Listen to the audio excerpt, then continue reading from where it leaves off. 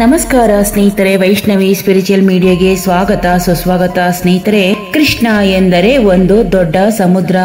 ಈ ಸಮುದ್ರದಿಂದ ಒಂದು ಪಾತ್ರೆಯ ತುಂಬ ನೀರು ಹೊತ್ತು ತರಬಹುದು. ಕೃಷ್ಣನದು ಅಗೆದಷ್ಟು ಆಳ, ಕಣ್ಣಳತೆಯ ಮೀರಿ ನಿಲ್ಲುವ ವಿಸ್ತಾರ. ಕೃಷ್ಣನನ್ನು ಆರಾಧಿಸುತ್ತೀರಾದರೆ ಅವನು ಗೀತಾಚಾರ್ಯ, ಬೈಯುತ್ತೀರಾದರೆ ಅವನು ಕುಟಿಲ ತಂತ್ರಜ್ಞ, ಕಳ್ಳ ಕೃಷ್ಣ. ಪೂಜಿಸುತ್ತೀರಾದರೆ ಅಕ್ಷಯಾಂಬರದಾನಿ, ಪ್ರೀತಿಸುತ್ತೀರಾದರೆ ಮೋಹನ.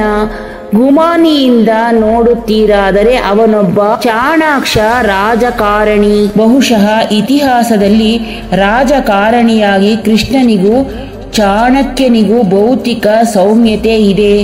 ಸಾಮ್ರಾಜ್ಯ ಕಟ್ಟುವ ಏಕಮಾತ್ರ ಗುರಿಯಲ್ಲಿ ಒಬ್ಬ ಉತ್ತಮ ರಾಜಕಾರಣಿಯಾಗಿ ಕೃಷ್ಣ ಹೇಗೆ ಕೆಲಸ ನಿರ್ವಹಿಸಿದ್ದಾನೆ ಎನ್ನುವುದಕ್ಕೆ ಸಾಕಷ್ಟು ಉದಾಹರಣೆಗಳು ಸಿಗುತ್ತವೆ. ಸ್ನೇಹಿತರೆ, ಈ ಸಂಚಿಕೆಯಲ್ಲಿ ಕೃಷ್ಣನ ಬಗ್ಗೆ ಆದಷ್ಟು ತಿಳಿಯೋಣ. ಸ್ನೇಹಿತರೆ, ಯಾರೆಲ್ಲ ಹೊಸಬ್ರು ನನ್ನ ಚಾನಲ್ಗೆ ಇನ್ನೂ ಸಬ್ಸ್ಕ್ರೈಬ್ ಆಗದೆ ನೋಡ್ತಾ ಇದ್ದೀರಾ, ಪ್ಲೀಸ್ ನನ್ನ ಚಾನಲ್ಗೆ ಸಬ್ಸ್ಕ್ರೈಬ್ ಆಗಿ ಪ್ರೋತ್ಸಾಹಿಸಿ. ಪಕ್ಕದಲ್ಲೇ ಕಾಣುವ ಬೆಲ್ ಐಕಾನ್ ಅನ್ನು ಒತ್ತಿ. ಇದರಿಂದ ನನ್ನ ಎಲ್ಲಾ ನೋಟಿಫಿಕೇಶನ್ ನಿಮಗೆ ಮೊದಲು ಬಂದು ತಲುಪುತ್ತದೆ.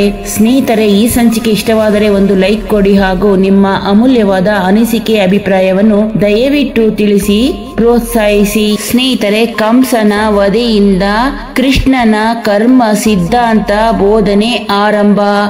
ಬದುಕುವುದೊಂದನ್ನೇ ಜೀವನದ ಮುಖ್ಯ ಗುರಿಯಾಗಿಸಿಕೊಂಡು ಕರ್ತವ್ಯ ಮರೆತು ಮೂಢನಾಗಿದ್ದ ಕಂಸನ ವಧೆಯ ನಂತರ ಕೃಷ್ಣ ಆರಾಮವಾಗಿ ಪರಿಚಾರಿಕೆಯರ ಚಾಮರ ಗಾಳಿಗೆ ಮೈಯೊಡ್ಡಿ ಸಿಂಹಾಸನದಲ್ಲಿ ಮೆರೆಯಬಹುದಿತ್ತು. 16,000 ಹೆಂಡಿರ ನಡುವಲ್ಲಿ ಜಗತ್ತನ್ನೇ ಮರೆಯಬಹುದಿತ್ತು. ಆದರೆ ಕೃಷ್ಣನ ಕರ್ಮ ಸಿದ್ಧಾಂತದ ಬದುಕು ಎಂದು ಅರಮನೆಯ ಸುಪ್ಪತ್ತಿಗೆಯಲ್ಲಿ ವಿಶ್ರಮಿಸಲೇ ಇಲ್ಲ. ಸ್ನೇಹಿತರೆ, ಆವೇಶದಲ್ಲಿ ಪ್ರತಿದಿನ ಯುದ್ಧವನ್ನು ಗೆದ್ದು ಬರುವ ಚಿಂತನೆಯಲ್ಲಿರುವ ಅರ್ಜುನ ಮಾಡುವ ಪ್ರತಿಜ್ಞೆಗಳ ಹಿಂದೆ ಊರುಗೋಲಾಗಿ ನಿಂತು ಕೃಷ್ಣ ಧರ್ಮ ಸಾಮ್ರಾಜ್ಯವನ್ನು ಕೆತ್ತುತ್ತಾನೆ. ತನ್ನ ಮಗ ಅಭಿಮನ್ಯು ಸತ್ತು ಹೋಗಿರುವ ದುಃಖದಲ್ಲಿ ಕೃಷ್ಣ ಜಯದ್ರಥನನ್ನು ಮರುದಿನ ಸೂರ್ಯಾಸ್ತದೊಳಗೆ ಕೊಲ್ಲುವ ಪ್ರತಿಜ್ಞೆ ಮಾಡುತ್ತಾನೆ. ಆದರೆ ಸೈನ್ಯ ಬಲ ಕೌರವರ ಕಡೆಗಿರುವುದರಿಂದ ಅದು ಅಷ್ಟು ಸುಲಭದ ಕಾರ್ಯವಾಗಿರಲಿಲ್ಲ. ಕೃಷ್ಣ ಸೂರ್ಯಾಸ್ತಕ್ಕೆ ಮುಂಚೆ ತನ್ನ ಚಕ್ರದಿಂದ ಸೂರ್ಯನನ್ನು ಮರೆ ಮಾಡಿ ಜಯದ್ರಥನನ್ನು ಕೊಲ್ಲಲು ಅರ್ಜುನನಿಗೆ ಅನುವು ಮಾಡಿಕೊಡುತ್ತಾನೆ. ಶ್ರೀಕೃಷ್ಣನು ಕರ್ಮ ಸಿದ್ಧಾಂತವನ್ನು ಪ್ರತಿಪಾದಿಸಿ ಗಡಿಯಾರದ ಮುಳ್ಳಿನಂತೆ ದುಡಿದ ಶ್ರಮಿಕ ಶಿಲ್ಪಿ. ಸ್ನೇಹಿತರೆ, ಕೃಷ್ಣ ಸಾಮಾನ್ಯ ಮನುಷ್ಯರಿಗೆ ಹತ್ತಿರವಾಗುವುದು, ಇಷ್ಟವಾಗುವುದು ಮತ್ತೆ ತನ್ನ ಲೌಕಿಕ ನಿಲುವು ಹಾಗೂ ಜೀವನ ಶೈಲಿಯಿಂದಲೇ ರಾಮನಿಗಿಂತ ಕೃಷ್ಣನನ್ನು ಹೆಚ್ಚು ಪ್ರೀತಿಸಲ್ಪಡುತ್ತದೆ. ಏಕೆಂದರೆ ಅವನು ಮನುಷ್ಯರಂತೆಯೇ ಕಳ್ಳ ಕೃಷ್ಣನಾಗಿದ್ದ. ರಾಜಕುಮಾರನ ಕಥೆಯಲ್ಲಿ ಬರುವ ಸರ್ವ ವಿದ್ಯಾ ಪಾರಂಗತನಾಗಿ ಅವನು ಕತೆ ಕೇಳುವಾತನಿಂದ ಬಲು ದೂರ ನಿಲ್ಲಲಿಲ್ಲ. ರಾಧೆ ರುಕ್ಮಿಣಿಯಿಂದ ಹಿಡಿದು ಗೋಪಿಕಾ ಸ್ತ್ರೀಯರ ನಡುವೆ ನಿಂತು ಬಾಳುವೆಯ ಹಾದಿಯಲ್ಲಿ ಮನುಷ್ಯರಂತೆಯೇ ಬದುಕಿದವನು. ಹಾಗೆ ಬದುಕುತ್ತಲೇ ಜನರ ಮನಸ್ಸಿಗೆ ಹತ್ತಿರವಾಗಿರುವ ದೇವರಾದವನು. ಇನ್ನು ಹೇಳಬೇಕೆಂದರೆ ಧರ್ಮ ಸ್ಥಾಪನೆಗಾಗಿ ಕುಟಿಲತೆ ಮತ್ತು ಚಾಣಾಕ್ಷತನವನ್ನು ಒಪ್ಪಿಕೊಂಡವನು.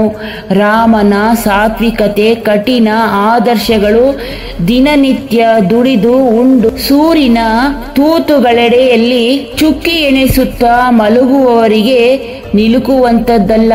ಆದರೆ ಕೃಷ್ಣ ಮಾತ್ರ ದನ ಕಾಯುವ ಬಾಲಕರಿಂದ ಹಿಡಿದು ರಾಷ್ಟ್ರಪಥ ಬಾಲಕರವರೆಗೆ ವ್ಯಾಪಿಸಿಕೊಳ್ಳುತ್ತಾನೆ. ಅಕ್ಷರ ಗೊತ್ತಿಲ್ಲದ ಕುರಿ ಕಾಯುವಾತನಿಗೂ ಕೃಷ್ಣ ಉದಾಹರಣೆಯಾಗಬಲ್ಲ. ಕೃಷ್ಣನ ಸಾವು ಅಷ್ಟೇ. ಅವನು ಅಸಾಮಾನ್ಯ ರೀತಿಯಲ್ಲಿ ಎಲ್ಲೂ ಐಕ್ಯನಾಗುವುದಿಲ್ಲ. ಸಾಮಾನ್ಯ ಬೇಡನೊಬ್ಬ ಕೃಷ್ಣನನ್ನು ಕೊಂದು ಹಾಕುತ್ತಾನೆ. ಸ್ನೇಹಿತರೆ, ಧರ್ಮ ಉಳಿಸುವುದಕ್ಕಾಗಿ ನಡೆಸುತ್ತಿದ್ದ ಹೋರಾಟದಲ್ಲಿ ಕೃಷ್ಣನು ಎಲ್ಲಿಯೂ ರಾಜಿ ಮಾಡಿಕೊಂಡಿಲ್ಲ. ಸ್ವಾಮಿ ನಿಷ್ಠನಾಗಿದ್ದ ಕರ್ಣನ ಸಾವು ಸಂಸ್ಥಾನ ಕಟ್ಟುವ ನಿಟ್ಟಿನಲ್ಲಿ ಅನಿವಾರ್ಯವಾಗಿತ್ತು. ಯಾಕೆಂದರೆ ಕರ್ಣನ ಸ್ವಾಮಿ ನಿಷ್ಠೆ ಭಕ್ತಿ ಅಪಾತ್ರವಾಗಿದ್ದವು. ಕೌರವರ ಪಕ್ಷ ಸೇರಿ ಯುದ್ಧ ಮಾಡ ಹೊರಟಿದ್ದ ಅಣ್ಣ ಬಲರಾಮನನ್ನು ಉಪಾಯದಿಂದ ಭೂ ಪ್ರದಕ್ಷಿಣೆಗಾಗಿ ಕಳಿಸುತ್ತಾನೆ. ಯೋಗ ನಿದ್ರೆಯಲ್ಲಿದ್ದಾಗ ದ್ರೋಣನನ್ನು ತೊಡೆದು ಹಾಕುತ್ತಾನೆ. ಇಂತಹ ಅನೇಕ ತಂತ್ರಗಳು ಮಹಾಭಾರತದಲ್ಲಿ ವಿವಾದಕ್ಕೆ ಚರ್ಚೆಗೆ ತುತ್ತು ಕೊಟ್ಟಿದೆ. ಮಹಾಭಾರತದಲ್ಲಿ ಪಾಂಡವರು ಅನುಸರಿಸುವ ಎಲ್ಲ ಯುದ್ಧ ಕೌಶಲ್ಯ ಯುಕ್ತಿಗಳ ಹಿಂದೆ ಕೃಷ್ಣ ಇದ್ದಾನೆ.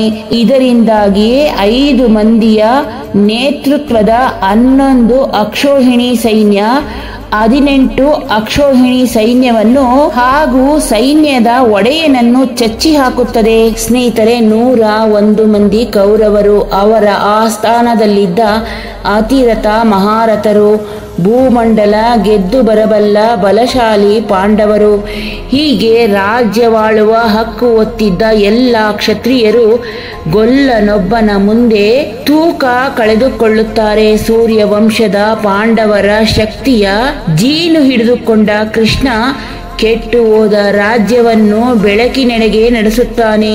ಅಥವಾ ದುರಾಡಳಿತದಿಂದ ಕುಸಿಯುತ್ತಿದ್ದ ರಾಜ್ಯದಲ್ಲಿ 5 ಕಂಬಗಳನ್ನು ನೆಟ್ಟು ಎಲೆ ಮರೆಯಲ್ಲಿರುವ ಸುಧಾರಣೆಯ ಹರಿಕಾರ ನೆನೆಸಿಕೊಳ್ಳುತ್ತಾನೆ.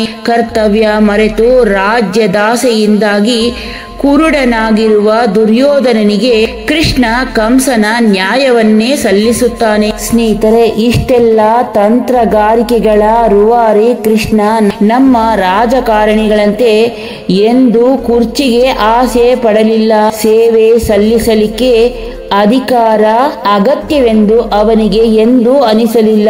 ಸಿಂಹಾಸನದಿಂದ ದೂರವಿದ್ದುಕೊಂಡೇ ಜನಮನದ ಸಿಂಹಾಸನದಲ್ಲಿ ಪರಮಾತ್ಮನಾದ.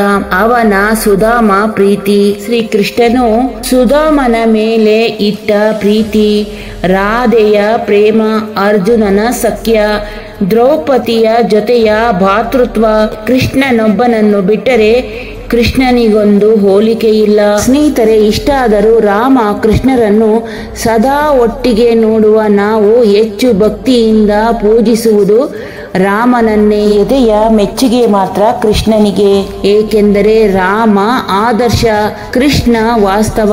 ನೋಡಿದ್ರಲ್ಲ ಸ್ನೇಹಿತರೆ, ಕೃಷ್ಣನ ಬಗ್ಗೆ ಮಾಹಿತಿಯನ್ನು ನೀಡುವ ಈ ಪುಟ್ಟ ಸಂಚಿಕೆ. ಸ್ನೇಹಿತರೆ, ಈ ಸಂಚಿಕೆ ಇಷ್ಟವಾದರೆ ಒಂದು ಲೈಕ್ ಕೊಡಿ. ನಿಮ್ಮ ಸ್ನೇಹಿತರಿಗೂ ಬಂಧುಗಳಿಗೂ ಹೆಚ್ಚು ಶೇರ್ ಮಾಡಿ. ನಿಮ್ಮ ಅಮೂಲ್ಯವಾದ ಅನಿಸಿಕೆ ಅಭಿಪ್ರಾಯವನ್ನು ದಯವಿಟ್ಟು ತಿಳಿಸಿ, ಪ್ರೋತ್ಸಾಹಿಸಿ.